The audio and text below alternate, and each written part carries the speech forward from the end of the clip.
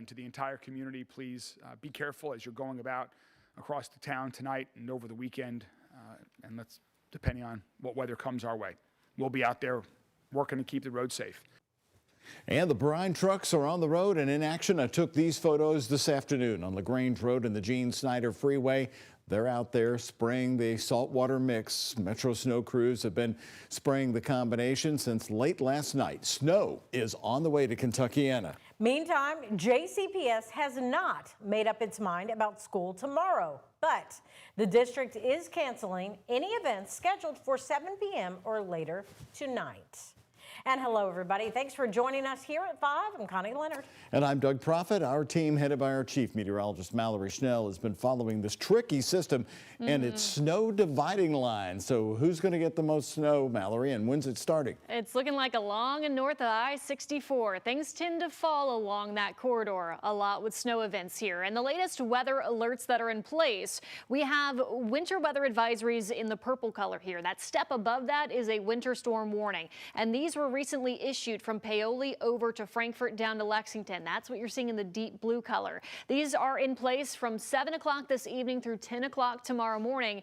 And yes, that deep blue color, that step above the winter weather advisory, this is where we could see 3 to 4, maybe even up to 5 inches of snowfall. And as you'll tell, this is just off to the north and northeast of Louisville. Right now today, it's been mostly cloudy. We've had some flurries around, but take a look at the radar just off to our west. Some of that moisture trying to creep in from the west and northwest. So here's that clipper system. It's going to continue to dive to the southeast before it kind of nudges slightly northeast and really takes over Kentuckiana later on this evening and tonight with steady snow showers. So the hour-by-hour futurecast here, temperatures are currently in the low to mid 30s and will stay in the lower 30s right around that freezing mark as that snow becomes a lot more widespread. 9, 10, 11 o'clock tonight, continuing onward through the early morning hours tomorrow before all this lifts and gets out of here right around that morning commute there. The good news is whatever falls tonight, temperatures tomorrow will rebound into the upper 30s and low 40s, so I really think road conditions will greatly improve and quickly improve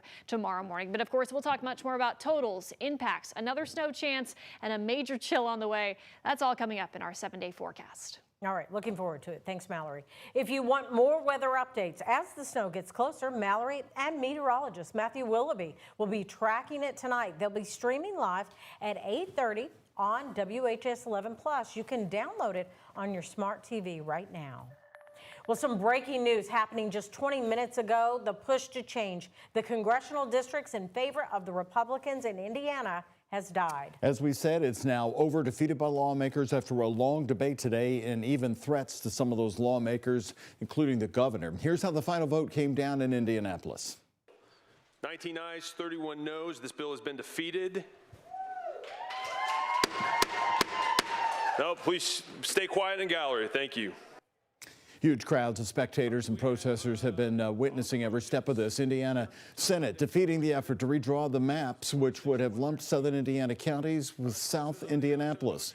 The ones in our area would be reporting to Indianapolis if it had changed. Lawmakers were strongly pushed to consider the new maps by President Donald Trump and Vice President J.D. Vance, who visited Indianapolis. Well, just after 4:30 p.m., the Senate voted 31 to 19, you heard it, against House Bill 1032. More Indiana Senate Republicans voted against the bill than for it.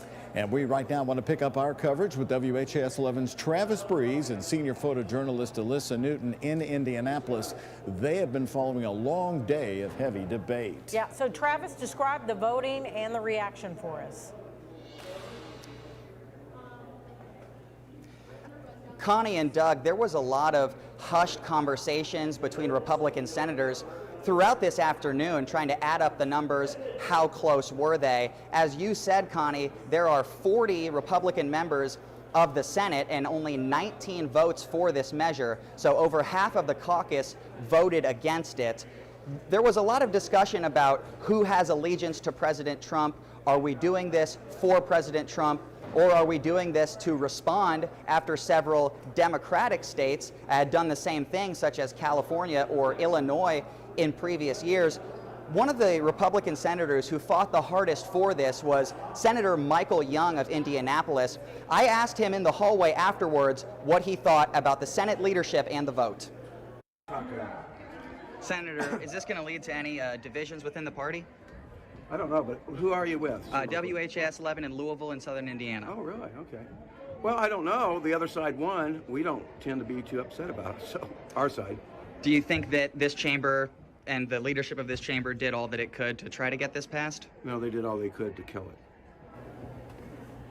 it. So strong words from Senator Young right there, insinuating that the Senate leadership did not try hard enough to get this map passed through. As we said, several Republicans voted against this, some of them saying they support President Trump on the whole, but their voters in their district did not want this. I'm a Christian first, then an American, then a conservative, then a Republican. In that order. I'm also a Hoosier, through and through. The consensus of Hoosiers in District 38 is to vote against HB 1032.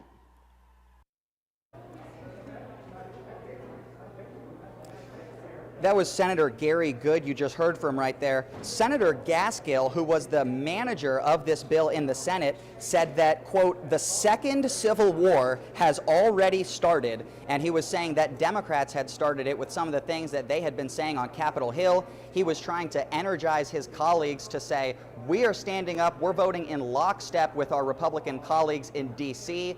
The message did not get through to enough of them. So people are still filing out of the chambers right now. Senate President Bray was asked, is this going to come up again? Have we potentially set a precedent that we're going to revisit mid-decade redistricting every 5 years? He said, I hope that that doesn't happen. So for now, the Senate is now officially supposed to come back on January 5th. In Indianapolis with senior photojournalist Alyssa Newton, Travis Breeze, WHAS 11 on your side. Travis, very good coverage there. Tremendous interview there, Yeah. tracking him down in the hallway saying they did everything to kill it. Well, new tonight, a southern Indiana lawmaker says he got a bomb threat at his home because of how he voted on the state's redistricting bill. We're talking about Representative Ed Clear, Republican from New Albany, who's been a strong opponent of the redistricting plan, despite the pressure from President Donald Trump and the administration. Well, today, Indiana State Police confirmed a threat was made against Clear just days after he voted against approving those new maps. ISP says a search of the home found nothing, but our station in Indianapolis says the governor also got threats. A lot more on this late developing story from Travis coming up at 6. Now, the other major story we're following at 5. Tonight, his bond stands at $1 million. A judge in Frankfort dismisses an attorney's argument to lower the bond of the man accused of shooting 2 Kentucky State University students, killing one of them. 48-year-old Jacob Lee Bard appeared via Zoom in the Frankfort courthouse. WHAS 11's Gabriel Gonzalez has the story from the capital city. Thursday at the Franklin County Courthouse, Jacob Bard's attorney entered a not guilty plea on behalf of his client. Jacob Bard appeared in court via Zoom on Thursday, charged with murder and assault. Police say he shot 2 KSU students on Tuesday. One of them, 19-year-old Dejon Darrell Fox Jr., died. Bard's attorney, Mark Hall, asked the judge to lower his $500,000 bond to $25,000 or $50,000. Prosecutors pushed back. And one family is dead, child has one in the hospital. I'm going to set the bond at $1 million full cash. Hall argued his client is a family man with 3 kids. 2 of them are current students at KSU. He told the court Bard is not a danger to the community and has a stable job. Mr. Bard actually is employed. He is not a direct risk or a flight risk. He has the support of his family.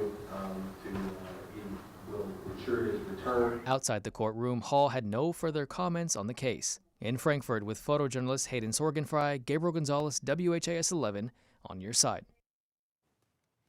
Now moving on, Bard is expected to be back in court on Tuesday, December 16th at 1 in the afternoon. We'll have more on this developing story online and on WHAS11.com and on our WHAS 11 app. You can download it on your phone now wherever you get your apps.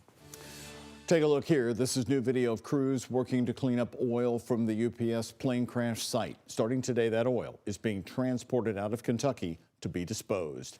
It's now been 5 weeks since the fatal UPS plane crash. Well, today the city gave an update on cleanup at the crash site. WHAS11's Alexander Goldberg and photojournalist Connie Offit have the details. This is an inside look at cleanup on the UPS crash site. The city provided this new video. Those big blue tanks are collecting oily water from nearby runoff.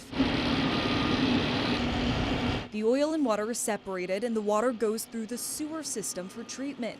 To date, 600,000 gallons have been processed. Still, there's work to be done. There still is about more than almost 2.5 million gallons of water and oil to be treated. MSD Chief Operations Officer Brian Bingham says pure oil will be incinerated out of state. Not from pure science, but from what I've seen, I would say 98% of the oil has been recovered that hit the ground. Now, 5 weeks after the crash, the public at large is still not allowed on site. The mayor says they're still picking up parts of the plane in this area. Director of Emergency Services Jody Myman explains what's happening behind the barricades. We need to keep this site secure because there's still evidence out there. There's still a lot of utility work. You just heard from Brian. There's moving trucks all over the place. There's people that are standing in the road. This is the north side barricade at Grade Lane and Crittenden Drive.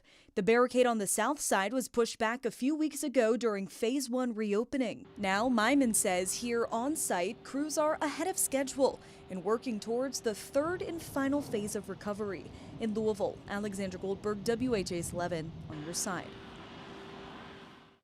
Also, new information today on this. The Community Resource Center located on High Rise Drive will close for in-person resources and services there after Friday. Jody Myman says the number of appointments have significantly dropped over the last week. Resources for impacted families are still available online, though. Another big story we're following today just south of Louisville in Hardin County.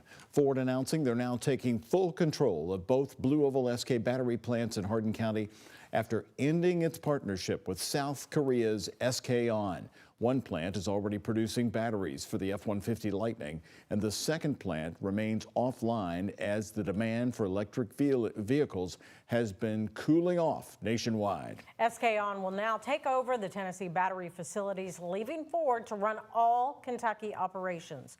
Kentucky Governor Andy Beshear today says the move brings questions, but stability for the plants here at home. Ford has been committed to Kentucky since the first Model T rolled off the line in Louisville, and their commitment to our state and our workforce remains strong. In fact, the company just this summer announced the third largest investment in state history with the nearly $2 billion investment in the Louisville assembly plant for a whole new production line. Well, Ford is expected to outline next steps early next week. More weather coverage coming up for you next on WHAS 11, the Weather Impact Team. After the snow, we're going to be in the polar plunge. The high temperature Sunday is going to be 15 degrees, and John Gordon just shouted out, hey, that's going to be optimistic.